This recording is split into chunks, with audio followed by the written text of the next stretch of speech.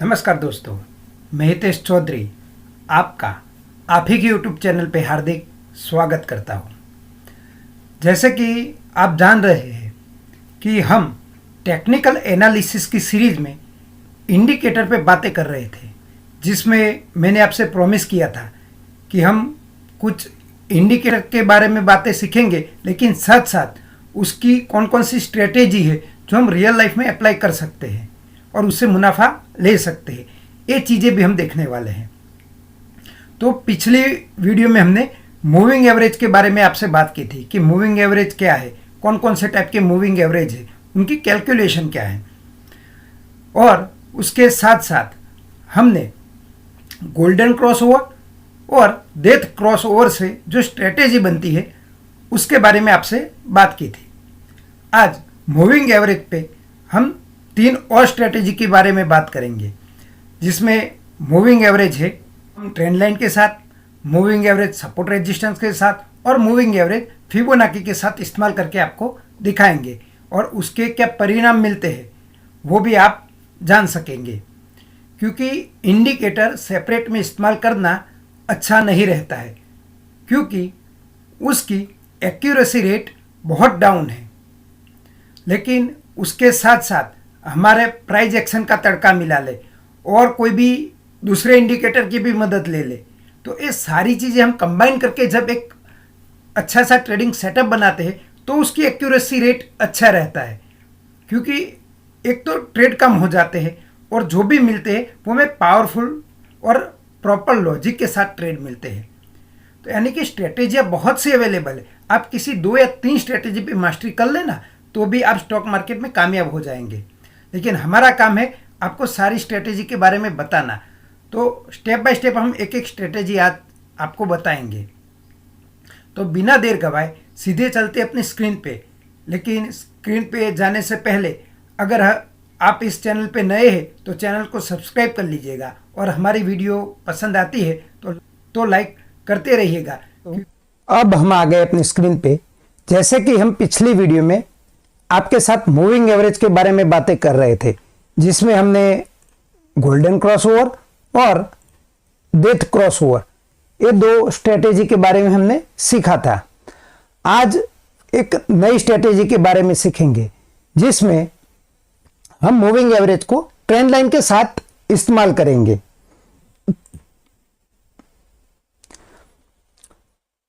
आपके सामने ये लाइव चार्ट है।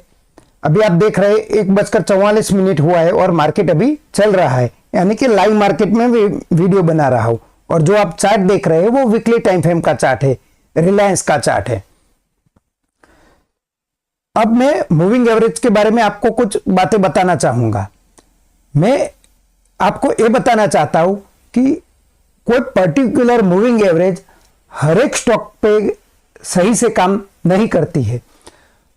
हर अलग अलग स्टॉक पे अलग अलग तरह की मूविंग एवरेज लगा के हमें ट्रायल एंड एरर के बेस पे डिफाइन करना होता है कि कौन से चार्ट पे कौन सी मूविंग एवरेज अच्छी तरह काम करती है।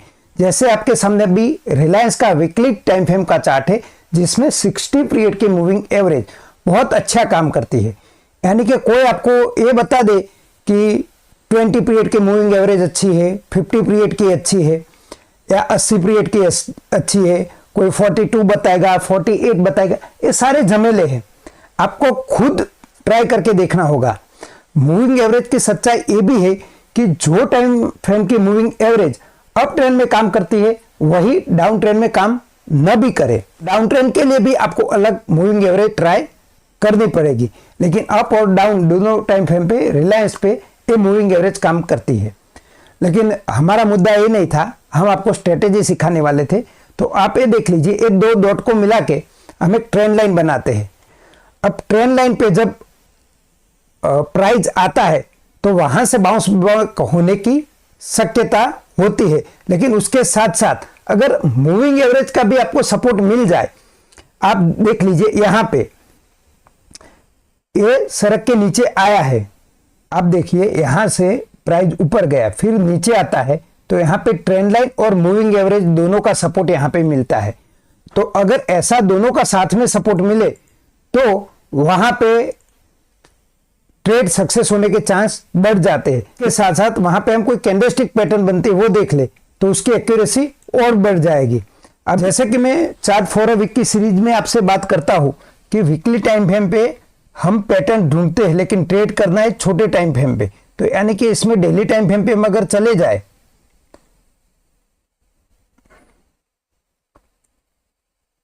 और वहां पे ढूंढने का हम प्रयत्न करें तो आपको इस पॉइंट पे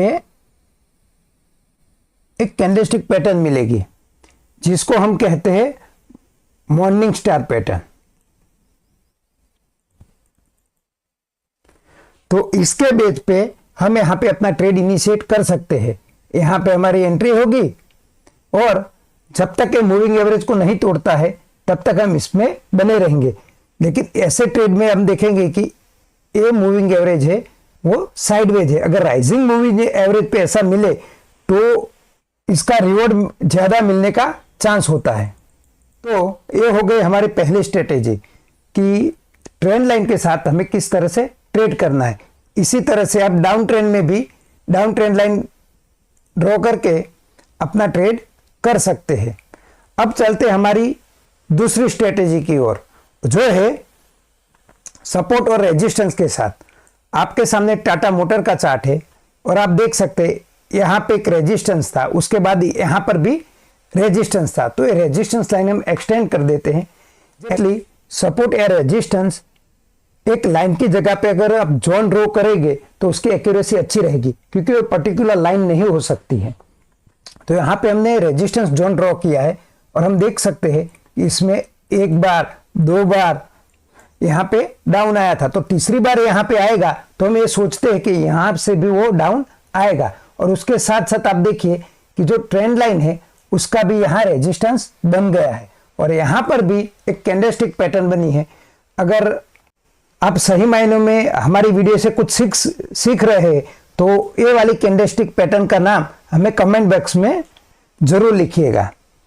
तो हम इस कैंडलस्टिक के बेस पे और ये दोनों रेजिस्टेंस मिले कि रेजिस्टेंस जोन भी था और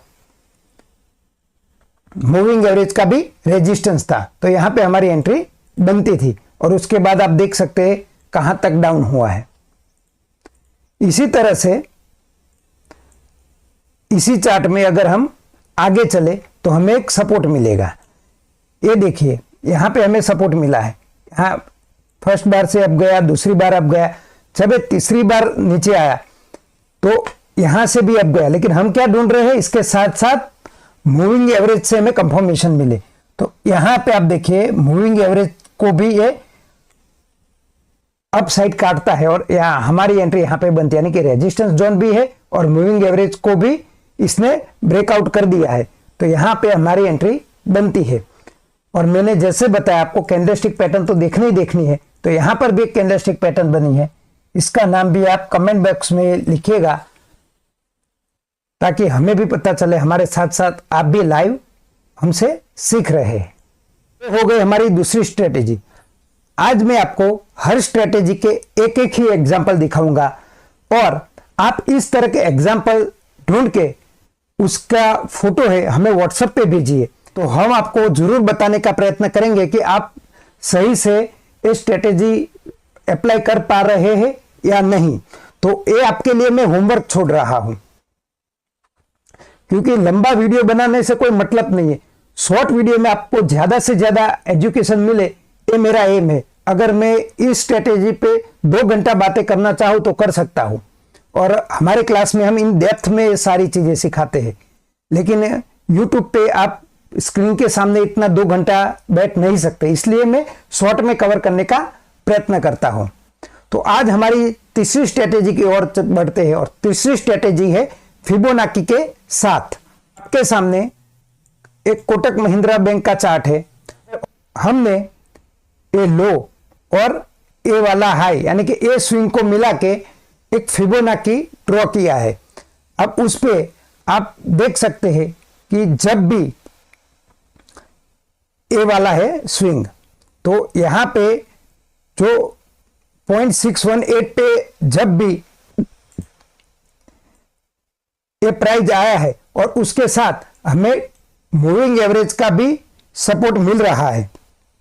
उसके साथ साथ हम कैंडलस्टिक पैटर्न तो पहचानेंगे ही पहचानेंगे, और एक कैंडलस्टिक पैटर्न यहाँ पे आप देखोगे तो कोई बन रहा है, तो यहाँ पे मैं क्लियर कट आपको बता दूं, यहाँ पे कोई कैंडलस्टिक पैटर्न नहीं बन रहा है, लेकिन यहाँ पे प्रो गैप है, आपको दिखाई नहीं देगा ये गैप। लेकिन आप सोचिए कि इसकी क्लोजिंग यहाँ पे हुई थी और ओपनिंग हुई यहाँ पे, तो दोनों के बीच का जो गैप है, हम अपने गैप्स थियरी जब पढ़ाते इसमें इसे हम प्रो गैप कहते हैं, जो क्लियर कट आंखों से विजिबल होते हैं। जिस तरह से ये गैप है, ये नो वाइस गैप है, ये नो वाइस गैप है, ये सारे लोगों को दिखाई देता है, लेकिन हम इसमें प्रो गैप देखते हैं। तो एक गैप थियरी के हिसाब से भी हमारी एंट्री यहाँ पे बनती है, और एक गैप बना भी है तो मूविंग एवरेज को ब्रेक कर लिया है।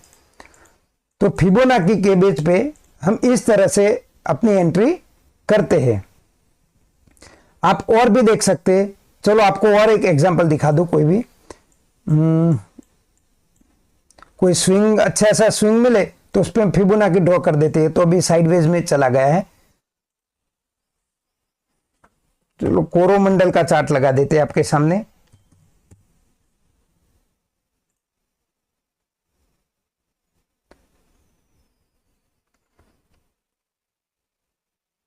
और कोरोमंडल के चार्ट पे आपके सामने ही मैं यहां पे एक फिबोनाची ड्रॉ कर लेता हूं।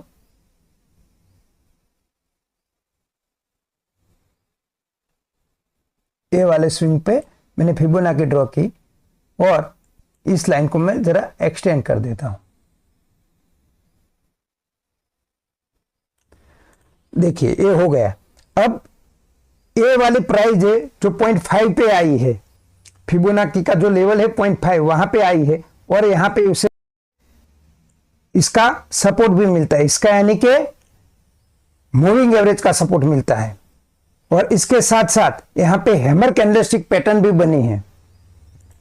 तो ये सारी चीजें हमें चिक स्टिक के बताती है कि यहां पे हमारी एंट्री बनती है, और उसके बाद आप इसकी मूवमेंट देख सकते हैं। आप कोई भी चार्ट पे अप्लाई करके देख लीजिए, अगर आपको इसके रिजल्ट नहीं मिलते तो आप हमें व्हाट्सएप कर दीजिए, क्योंकि आप क्या गलती कर रहे हैं वो हम आपको बता सके। क्योंकि सारी जानी मानी स्ट्रेटेजियां है, इसके रिजल्ट मिलते ही मिलते हैं। अगर नहीं मिलते तो हमारी कुछ गलती है, हमें सीखने या समझने में कोई गलती हुई है।